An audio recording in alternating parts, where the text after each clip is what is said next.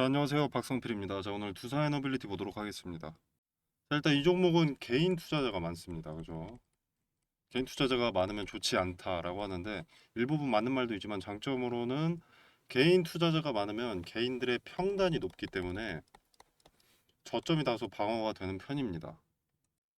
개인들의 평단이 여기라면 세력들의 목표가는 더 높기 때문에 저점이 다소 지켜지는 부분이고요. 그리고 단점으로는 이제 세력이 급등시켜야 할 타이밍에 개인들이 물량을 갖고 내놓지 않는다면 올려주질 않습니다. 주가 올려줘봐야 개인들 수익률만 높여주고 또 물량을 내놓지 않으니까.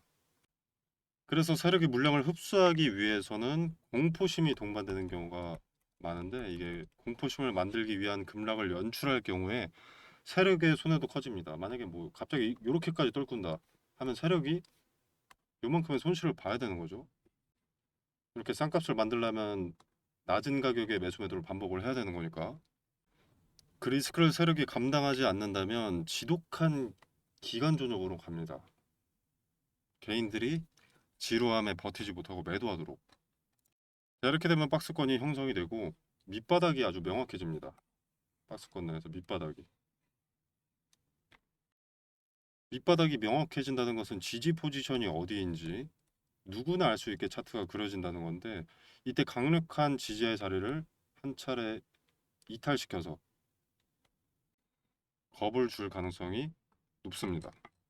이게 기간 조정으로 재미가 없어진 상태. 호재가 나와도 크게 오르지도 않는 상태. 수주는 계속 나오는데 계속 거의 그대로. 한번 반짝 올라도 다시 제자리. 이런 과정이 먼저 선행되다가 이렇게 공포심을 한번 주는 거죠. 여기서 주도 주체가 의도하는 바는 호재가 있어도 오르지 못함에 여기가 고점이다. 이런 자리가 고점이다라고 판단하게 유도하는 겁니다. 그리고 저항이 강력해서 돌파하지 못했듯이 지지가 강력해서 무너지지 않을 거라고 생각을 했는데 무너지는 일봉을 만들어서 한두 차례 만들어서 공포심을 조성하는 거죠. 그렇게 조마조마한 투심 상태를 만든 뒤에 본전을 한번 줍니다. 본전을 한번 주고 다시 한번 저항받고 밑바닥으로 끌고 가는 흐름을 연출합니다. 그렇게 매도 유도. 그 매도 물량 받아서 소화 흡수하게 되면 이제 추세 반전, 박스권 상단 돌파 이런 흐름이 자주 나오는 거죠. 그래서 내가 팔면 오르고 내가 사면 내리는 겁니다. 자, 지금 두산에너빌리티의 주가는 재미는 없어도 박스권 내에서 횡보를 하고 있기 때문에 부정적이지도 긍정적이지도 않습니다. 부정보다는 긍정에 가깝습니다. 왜냐면 높은 자리니까.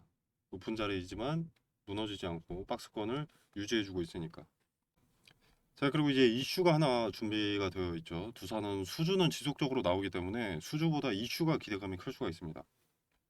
자, 2026년 1월 6일부터 9일까지 세계 최대 가전 IT 전시회인 CES 아이고 CES 2026이 열리죠.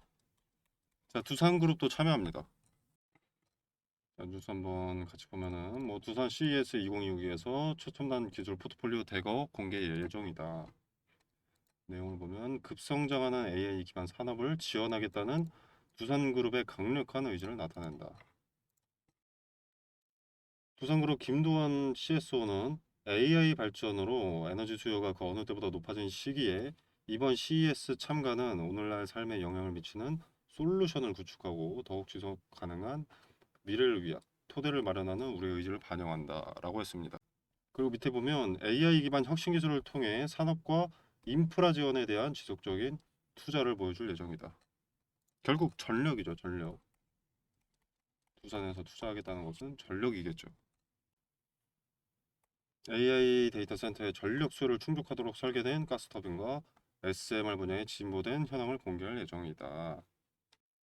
자, 이렇게 되면 2026 CES는 기대감 일정이라고 볼 수가 있겠죠. 1월 6일부터 9일까지 AI 산업에서 전력과 SMR이 왜 필요한지, 왜 매력이 있는지를 어필하는 자리이기 때문에 기대감 반영 일정이 될 가능성이 높다고 볼 수 있겠습니다. 네, 그래서 1월 6일이 다가오는 시점, 거래일로는 3거래일밖에 남지 않았기 때문에 빠르게 반영될 거라고 보고요. 그리고 차트상으로도 이제 박스권 하단에 위치를 하고 있기 때문에 기대감이 약하더라도 일부라도 반영되면서 박스권 상단 매물 소화를 진행하지 않을까 생각이 됩니다.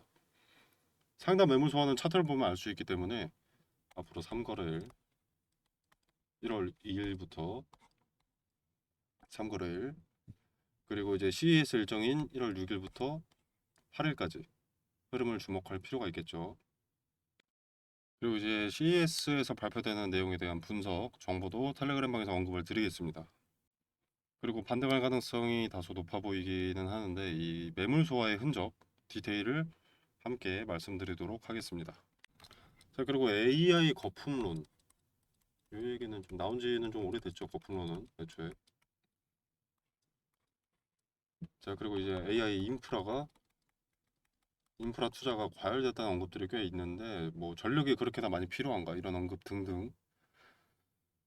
그래서 전력 수요가 예상만큼 필요한가 하는 곳 SMR이 메리트가 있는가로 이어지면서 뉴스케일 파워가 타격을 입었었습니다. 영업이익까지 적자 13배 늘어났죠. 이런 성적표를 갖고 오면서 리스크가 커진 것처럼 볼 수가 있는데 물론 상식적으로 매출과 영업이익을 보면 그럴 수 있습니다만 뉴스케일 파워 같은 경우에는 프로젝트 기업입니다. 프로젝트. 지금 당장의 이익이 아니라 앞으로 체결될 계약의 가치로 평가를 받는 거죠. 2030년에 상업운전이 시작되면 본격적인 현금 흐름이 발생합니다. 지금의 적자는 미래 매출을 위한 선행 투자일 뿐인 거죠. 뭐 예를 들자면 제약바이오 섹터에서 연구개발 비용, R&D 비용 이런 거죠. 약을 개발하는데 비용이 먼저 소모가 되고 시판을 승인받으면 이제 판매로부터 돈이 들어오기 시작하는. 그래서 적자가 선행되고 이제 흑자로 전환되는. 그렇기 때문에 프로젝트 기업에게 당장의 실적을 보고 거품이다 라고 하는 것은 전혀 설득력이 없는 소리라는 겁니다. 자, 엔비디아 젠슨 황 앞으로 6, 7년간 소형 원자로가 SMR이 많이 건설될 것이라고 언급한 바 있습니다. 뭐 젠슨 황의 말이라고 무조건 정답인 것은 아닐지 몰라도 AI 산업 최전선에 있는 젠슨 황이 공개적으로 언급을 했다라면 AI 산업에 필요한 필수 요소로 전력을 꼽는다는 것이라고 봅니다. 그래서 AI 산업은 거품일 수가 없다라고 생각합니다. 제가 뭐 전문가는 당연히 아니지만 글로벌 대기업들의 행보가 기술의 초입 단계에서 선점하기 위한 경쟁이 그걸 말해주고 있다고 생각합니다. 마이크로소프트, 구글, 아마존, 메타, 애플, 엔비디아, IBM, 오픈 AI, 인텔, 테슬라, 알리바바, 디즈니, 삼성, SK, LG, 현대차그룹, KT, SKT, 네이버, 카카오 전 세계에 영향을 끼치는 대기업들이 투자한다는 이유가 있고 이들의 투자가 결실을 맺게 되면 결과물이 나오게 되면 그때 결국 전력은 필요할 수밖에 없습니다. 이들의 결과물이 나올 게 4년, 5년 뒤니까 어림잡아. 그러니까 지금 SMR 수주가 들어오는 거 아니겠습니까? SMR도 그 정도 걸리니까.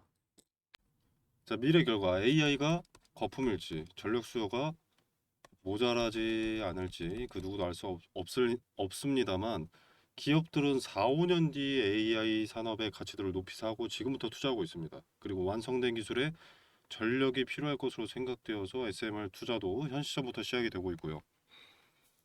자, AI 기술이 4, 5년 뒤에 완성이 됐는데 전력이 부족해지니 30년에 부랴부랴 SMR을 건설하기 시작하면 늦지 않습니까? 그래서 AI와 전력은 동시에 개발하고 망해도 같이 망할 수밖에 없다는 겁니다. 즉 거품일지 아닐지 모르는 현 시점에서는 리스크를 우려할 필요가 없는 단계다. 그리고 AI 산업의 발전은 발전하면 발전할수록 전력 수요 증가로 이어지게 됩니다. 챗 GPT 같은 생성형 AI에서 행동 AI로 범위가 확장되듯이 발전하면 발전할수록 범위가 확장될 것이고 그러면 그럴수록 전력 수요는 증가할 겁니다. 그렇기 때문에 SMR이 거품이 될 수는 없다고 생각합니다. 자, 엔비디아의 끝모르던 상승 마치 코인 같은 상승은 GPU 수요는 증가하는데 공급 부족 예측에 폭등을 했던 겁니다. AI 시대의 전력이 수요에 비해서 공급이 적다면 그때는 어떻겠습니까? 자, 그리고 어떤 섹터든 초반에는 그 기술에 주목을 하지만요. 장기적으로 오래가는 것은 필수 자원입니다. 우리 2차 전지 한번 생각해 보시면 뭐 양극재, 음극재, 어쩌고 저쩌고, 뭐 배터리에 집중하고 뭐 어쩌고 저쩌고, 이것도 배터리 부품이죠. 아무튼 근데 이런 것들이 주목받다가 결국에는 필수 자원인 리튬이 폭등했습니다. 리튬 관련주가 폭등하고 리튬 값이 천정부지로 치솟고, 자, 하물며 이 리튬은 전기차 배터리에 필요한 필수 자원이었고요. 전력은요, 우리 일상에 필요합니다. 자, 뭐 SMR 없다고 뭐 형광등 못 켜고 전기 없이 살아야 되고 그런 건 아닌데요. 데이터 센터가 원활히 돌아가지 않으면 뭐 와이파이 다 같이 사용해서 느려지는 것 마냥 속도가 느려진다거나 전기 사용 제재가 권고된다거나 뭐 무료 AI 서비스는 특정 시간에만 가능하다거나 그리고 고성능 AI는 유료 플러스 뭐 전력 우선권 뭐 이런 식으로 간다거나 AI 서비스가 뭐 항상 가능하지 않다거나 요금이 비싸진다거나 뭐 이런 문제가 발생될 수 있습니다. 우리의 손과 발이 두뇌를 대신하기 위해서 발전하는 건데 규제나 제재가 많아지면 가치가 떨어질 수밖에 없겠죠. 자, 챗GPT도 하나 물어보는데 답변이 15분 걸리면 그냥 안 쓰고 맙니다. 그죠? 대답이 기깔나도 한 달 40만 원이면 그냥 멍청하게 사고 맙니다. 그죠? 그래서 전력 인프라가 반드시 필요한 겁니다. AI를 사용함에 있어 애로사항이 크지 않아야 쓸모가 있겠죠. 자, 쓸데없는 말을 좀 많이 한 것 같은데 핵심을 다시 한번 정리를 하자면 현재 박스권을 형성하고 있고 박스권 하단에 지지를 받은 상태, 하락 추세에서 나타나면 추세 반전으로 해석되는 영망치형 캔들, 그리고 기대감 일정인 CES 2026이 코앞으로 다가왔다. 박스권 상단을 터치하고 매물 소화를 진행할 가능성이 높은데 윗자리 매물 소화를 진행한다는 것은 주도 주체가 박스권 상단 돌파를 위해서 방해 요소를 제거해 놓는 물밑 작업일 가능성이 높다. 그래서 1월 초가 기대되는 부분이다. 자, 그러나 박스권 상단을 돌파하게 되면 다시 한번 모든 투자자가 수익권에 근접해지기 때문에 이때는 분할로 대응하는 것이 최상책이고 윗자리로 올라간다고 하더라도 이 박스권을 다시 한번 형성하고 지루한 기간 조정이 또 한번 동반될 가능성이 압도적으로 높기 때문에 분할 매도를 권유드린다가 되겠습니다. 자, 타점이 어디가 유효할 거라고 생각이 되는지 그리고 타점을 잡은 근거는 무엇인지 관련된 디테일은 텔레그램 방에서 언급을 드리도록 하겠고요. 이 부분은 실시간으로 말씀드려야 대응에 참고가 되시기 때문에 들어오셔서 근거를 지켜라도 보시길 바라겠습니다. 자, 텔레그램방 참여는 영상 설명란에 보시면 여기 더보기 버튼이 있습니다. 이 버튼을 누르시면 이렇게 링크를 기재를 해뒀고요. 자, 이 링크를 타고 들어오시면 자, 이런 창이 하나 뜹니다. 원하시는 혜택, 뭐 매매 기법, 종목 등 공시 분석 원하시는 거 눌러주시면 되겠고 뭐 중복 체크도 상관없습니다. 자, 그리고 링크를 초대받으실 전화번호 남겨주시고 제출을 눌러주시면 텔레그램방 링크를 보내드리도록 하겠습니다. 자, 그리고 종목 추천도 드리고 있는데 수익률 같은 건 뭐 텔레그램 켜서 보여드리기도 설명하기도 귀찮습니다. 수익률이 뭐 대단하다, 말도 안 된다 이런 말씀을 드리는 게 아니고요. 과거 수익률이 어땠는지 보여주는 것 자체가 무의미하고 내 자랑밖에 안 되기 때문에 쓸데없다고 생각합니다. 무료로 추천드리고 있고 현 시장에서 메리트 있고 리스크가 상대적으로 적은 종목, 트레이딩 관점에서도 매수의 근거가 있는 종목을 추천드리고 있으니까 여러분 눈으로 직접 목격을 해보시고 추천 종목에 이유와 근거가 있다. 충분히 매력 있는 종목이다. 라고 판단이 되시면 여러분의 의지로 자유롭게 매수해 보시거나 아니면 그냥 지켜보시거나 마음대로 하시면 되겠습니다. 자, 영상을 제작하는 지금 12월 31일입니다. 내일이면 2026년이 밝습니다. 26년에는 여러분의 성공 투자가 되기를 기원하고요. 일터라도 배움이 있는 한 해가 되길 바라겠습니다. 자, 영상 시청해 주셔서 감사합니다.